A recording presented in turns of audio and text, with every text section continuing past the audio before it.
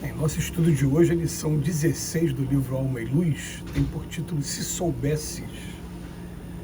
Se soubesses quão venenoso é o conteúdo de fel a tisnar o cálice da aversão, de certo compreenderias que todo golpe de crueldade não é senão desafio à tua capacidade de entendimento. Se soubesses a trama de sombra que freme perturbador em torno da palavra infeliz que proferes, na crítica à luta alheia, preferirias amargar no silêncio as feridas de tua mágoa, esperando que o tempo lhes ofereça a necessária medicação. Se soubesses a quantidade dos crimes oriundos da revolta e da queixa, escolheria padecer toda sorte de sofrimento antes que reclamar consideração e justiça em teu próprio favor. Se soubesses a multidão de males que a vingança provoca, esquecerias sem custo os braseiros de dor que a calúnia te arremessa à existência.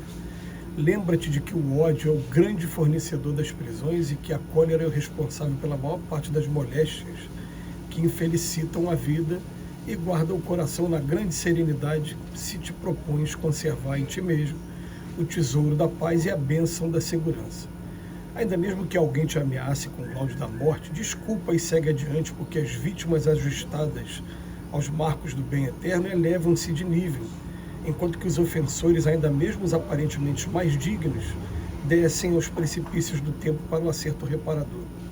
De qualquer modo, se a aflição te procura, cala e perdoa sempre, porque se o Mestre nos exortou ao amor pelos inimigos, também nos advertiu que a mão erguida da delinquência da espada agora, hoje ou amanhã, na espada fenecerá. Esse estudo é sempre um estudo muito profundo para a gente fazer, e a gente pede até licença para algumas pessoas se a gente algumas vezes parece repetitivo os exemplos, mas são exemplos que marcaram a nossa vida, por isso que a gente acaba repetindo com certa frequência. Mas uma certa vez eu estava numa mesa trabalhando mediunicamente, eu era o médium de corporação, e o espírito que veio se comunicar, ele chocou a gente, colocou a gente para meditar, porque ele disse para a gente o seguinte, que quando ele estava aqui encarnado e ficava nervoso, ficava colérico, ele tinha a oportunidade de beber uma água, de ouvir uma música, de ter uma conversa amiga e de poder retomar a calma.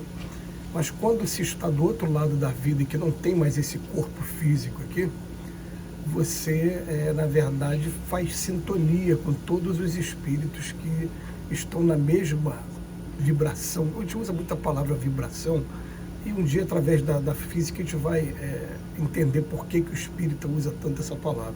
Porque do outro lado da vida não tem corpo, é só mente. E a mente, ela funciona como um dínamo, aquela coisa que muda a estação de rádio. O que acontece, né? Eu faço sintonia com aqueles que estão na mesma frequência que eu.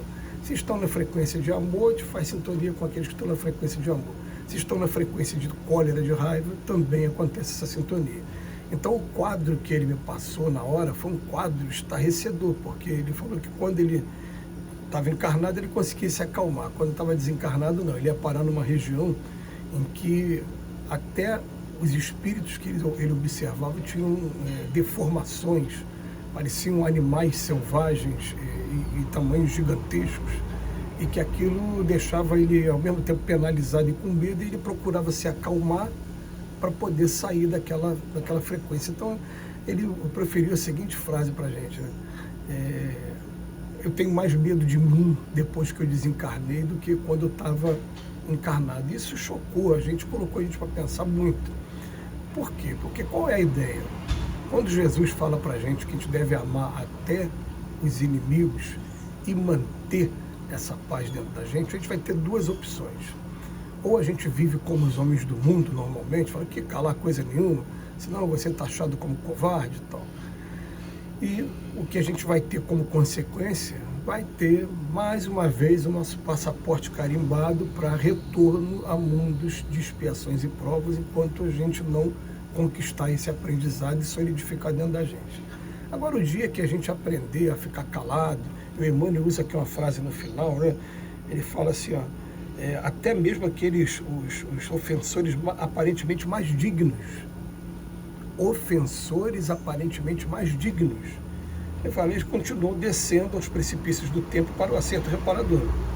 E quando você consegue perdoar, você se eleva de maneira que, de repente, você pode até ter que suportar agora, enquanto a gente está encarnado aqui na Terra, uma coisa muito desagradável, um quadro muito triste, que você não está proibido de buscar os seus direitos de maneira pacífica.